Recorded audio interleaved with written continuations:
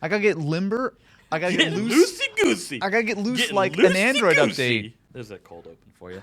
Hello and welcome to This Is Austin. Is it time for Android to stop trying to release a new OS every year? Okay, so look, there's been a lot of conversation recently around Android 12. Now, on the surface, it actually is a very nice looking update. I think Android 12, I think it is one of the best looking Android versions ever, right? And under the hood, it's a pretty major upgrade, which is part of the reason why they're having some choppy times. Yeah, we got to shout out Marquez. He's the one who kind of brought this up. All these updates for it were just kind of... I'll read you the list. Yeah. Straight from MKBHD himself. The display constantly drops way below 120 hertz. The fingerprint sensor is still slower than the rest. The lock screen and auto brightness bug out all the time now, and the camera apps started slowing down. There has been an update since, and yes, that does seem to have fixed a lot of issues, but it doesn't get around the fact that Android 12's rollout this year has been nothing short of a disaster, and it's not really the first time that we've seen these big major OS that are on yearly updates have major issues. And let's be clear, we're not like, this is not a review of the Pixel. We're not, like I said, these issues kind of have been fixed in a patch already. But one of the conversations that's been brought up about this is Android trying and failing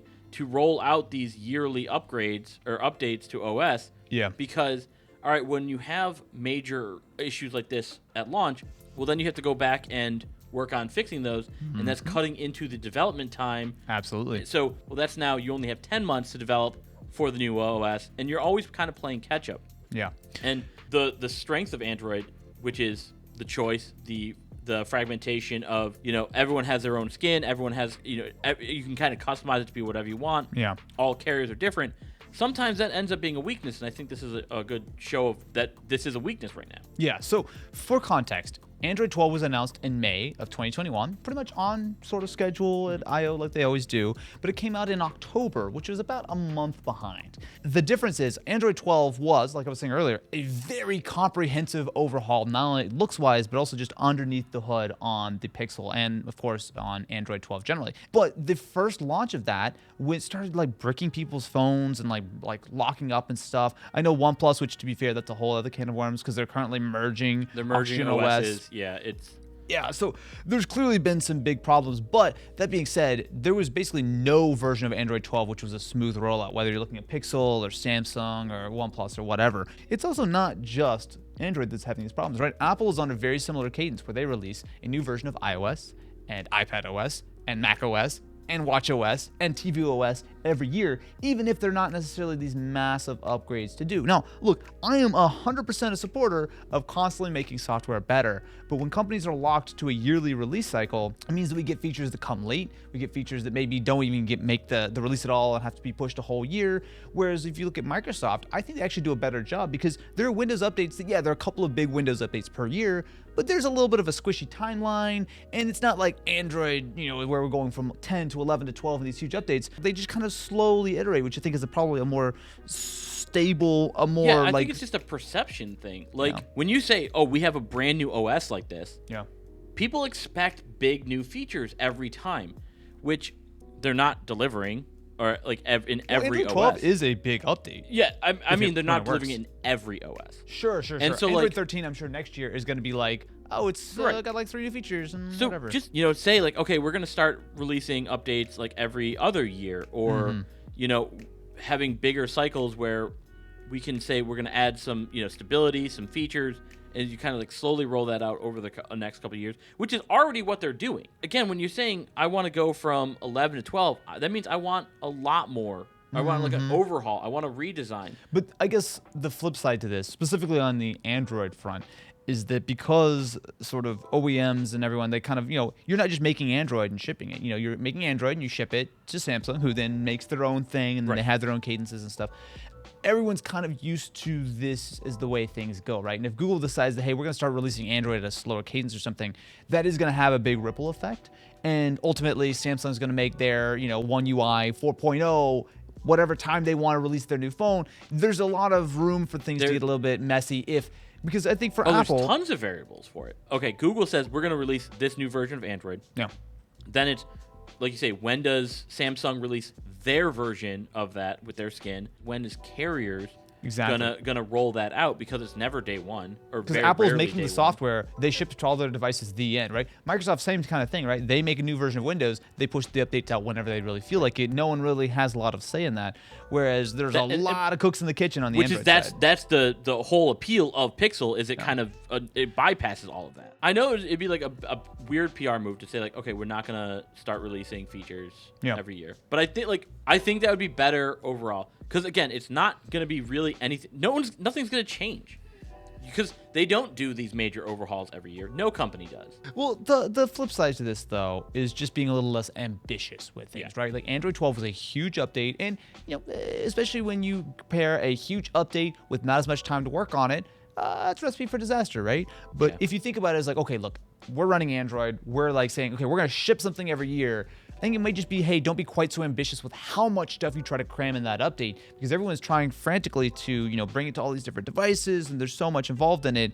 And it makes sense to have, everyone expects that, July or June or May or whenever they decide to do it, hey, look, here's the next version we've got to start working on.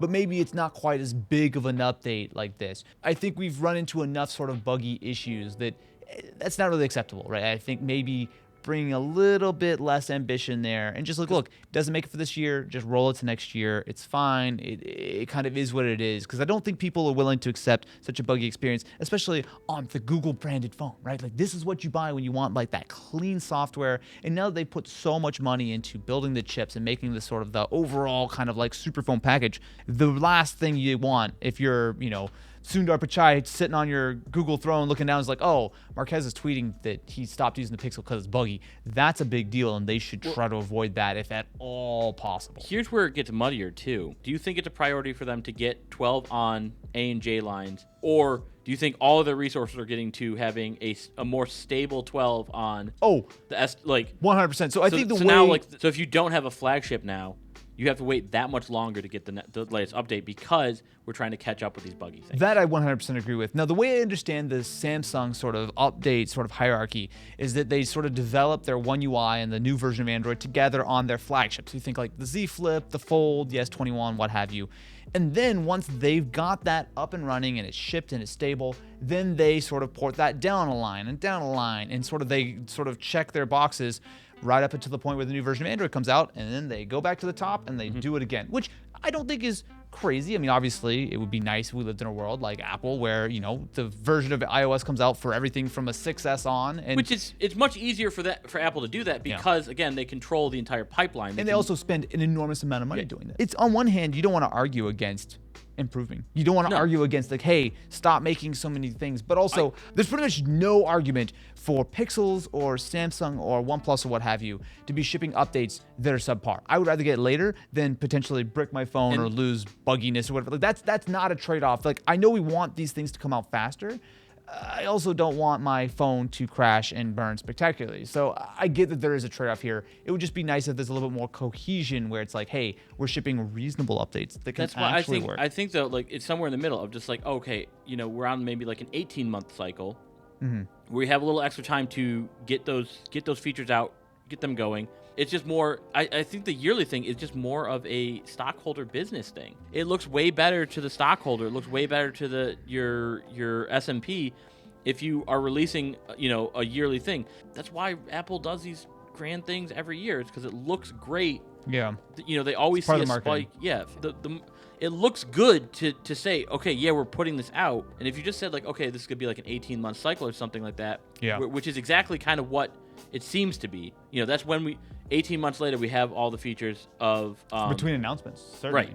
Right. From the date of announcement to when it came out, it's about 18 months. I feel like people won't notice the extra 6 months there because they're not missing features that they thought they were going to get when they bought a phone. It's not crazy. I still kind of feel like I think they just need to be less ambitious with how much they're cramming into each update to make sure that it just works when I get the damn update on my Pixel or my Z Flip or whatever. But let us know what you think in the comments below and why we're Android, Apple, Microsoft shills all at the same time somehow. All simultaneously. It's simultaneously shilling for every update that's ever existed. But make sure to subscribe to the channel, ringling that dingling button, and stay tuned because lots more bad takes headed your way as soon as we come up with the next clickbait thumbnail.